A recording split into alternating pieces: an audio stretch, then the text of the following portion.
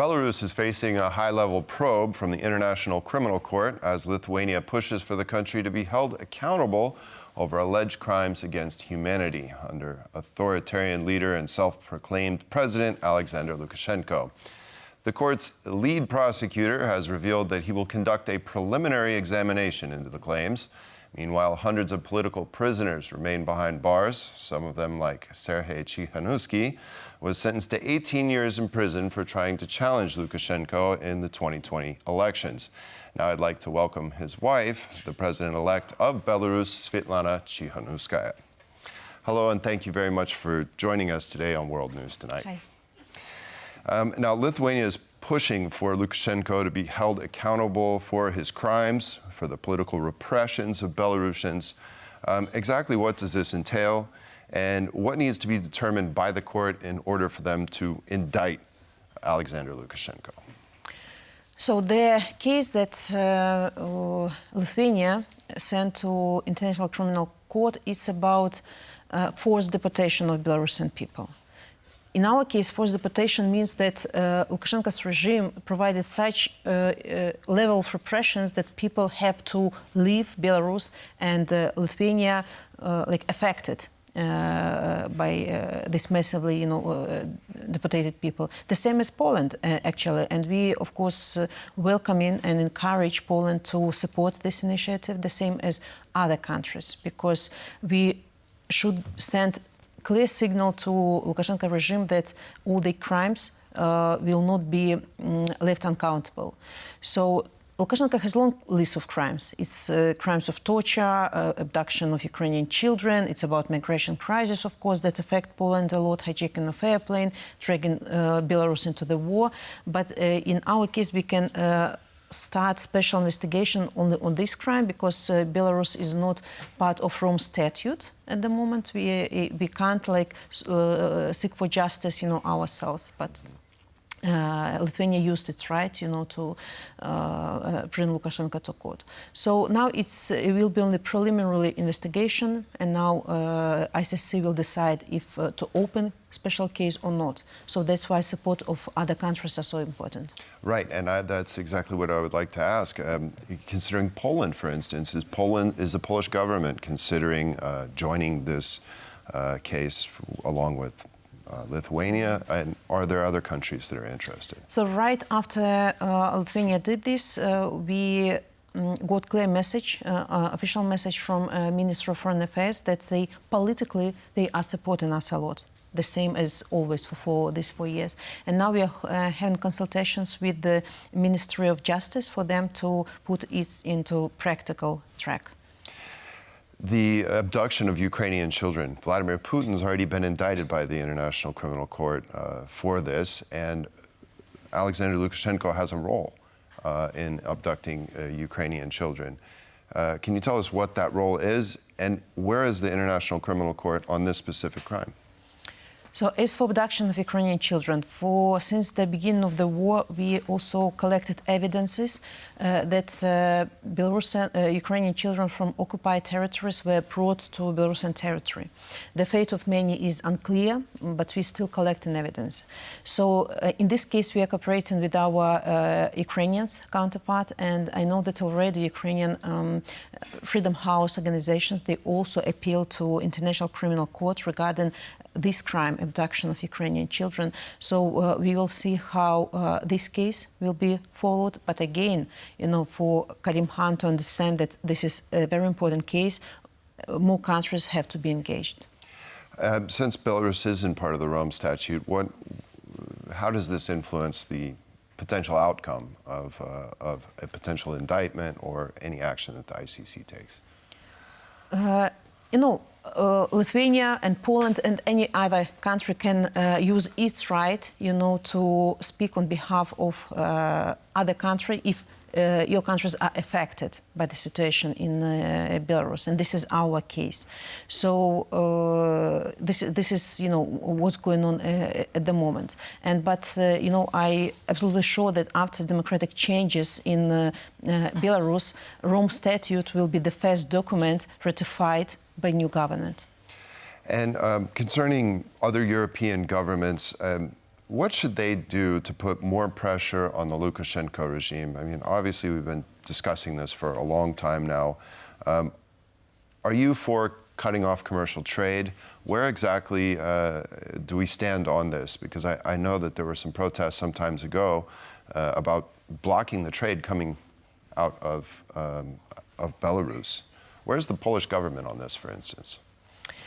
So, Polish government is one of the most firmly standing for principled position regarding Lukashenko regime. Punish regime, help people. And Poland is advocating a lot for imposing additional sanctions, for additional pressure on Lukashenko's regime. We are supporting our democratic partners with information how, for example, sanctions are being circumvented, so close the loopholes that exist. Also, we provide information how Belarusian regime helping Russia with the different military equipment. They really reoriented many civic enterprises, to produce military stuff for the war. So impose sanctions on these organizations as well. Also sanctions on those people who are guilty in multiple crimes. These perpetrators, judges, prosecutors, propagandists.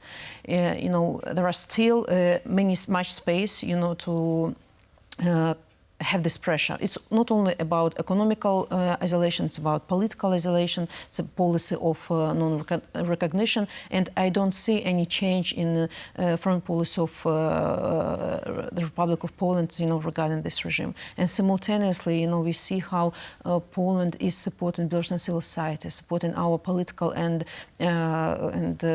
cultural initiatives, for example. You are the most welcoming country for Belarusians, and we are so grateful for this.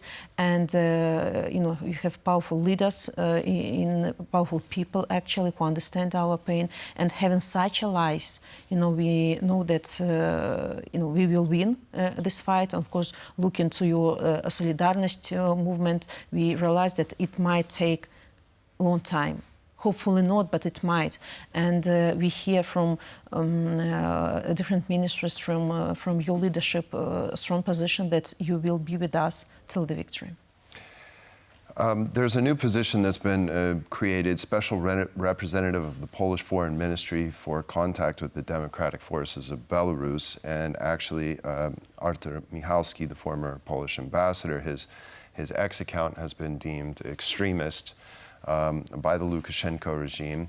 How do you think this office is going to help the democratic opposition? Have they been helpful so far? And what do you think the potential is for this new office? First of all, I have to say that Ambassador Artur Michalski was always a huge friend of Belarus.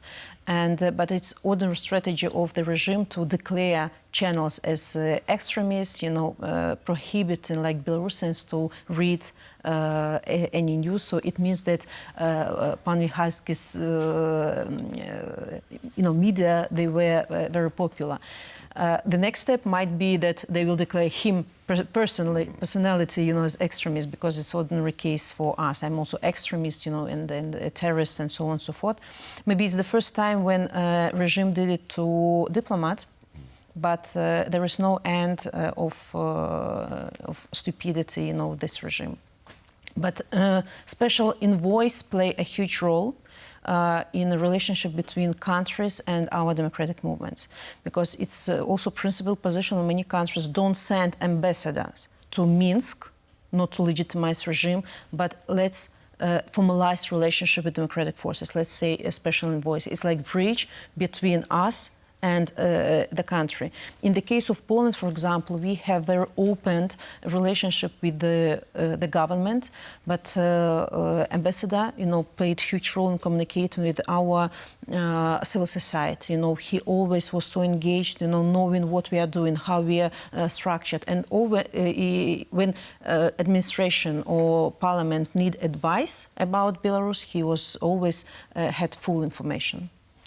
And finally, I'd like to ask about your husband. Siarhei has been in jail for many years. He still has many years on his sentence left. For right now, when was the last time you talked to him? What is his status, his situation? Now, the situation with political prisoners is dramatic. Many of our beloveds, our friends, are kept incommunicado, including my husband. I haven't heard from him for more than 500 days. No letters, no communication, no lawyers, so nothing. But those who are not in incommunicado mode, they also, endure very, difficult situation in prisons. They are deprived of many medical aid. We have people who are literally dying, people with cancer, diabetes, and these people have to be released immediately. But of course, we are fighting for the release of all of them, including our common hero, Belarusian Polish Andrzej Poczobut, who feel spiritually so strong, in the prison. He inspires us all.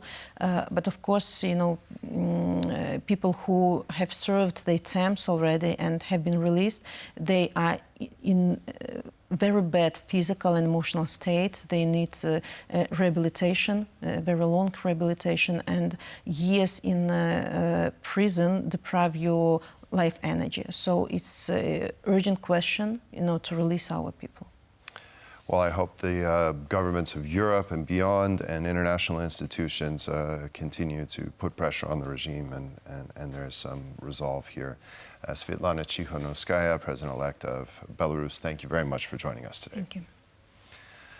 And that concludes this edition of World News Tonight. Thank you for joining us and stay with us for more here on TVP World.